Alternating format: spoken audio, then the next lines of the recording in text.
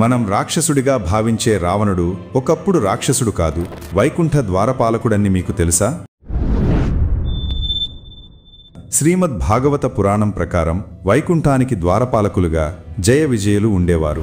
ఒకనాడు బ్రహ్మ మానసపుత్రులైన సనత్కుమారులు శ్రీహరి దర్శనానికి వచ్చారు.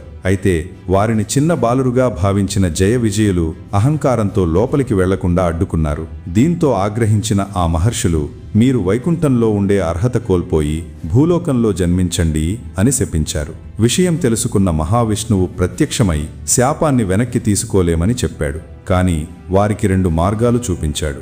7 జన్మలు తన భక్తులుగా పుడతారా, లేక 3 జన్మలు తనకు బద్ధశత్రువులుగా పుడతారా అని అడిగాడు. స్వామికి 7 జన్మల దూరాన్ని భరించలేక కేవలం 3 జన్మలు ఆయన శత్రువులుగా పుట్టి ఆయన చేతిలోనే మరణించి తిరిగి వైకుంఠం చేలతామని వారు కోరుకున్నారు.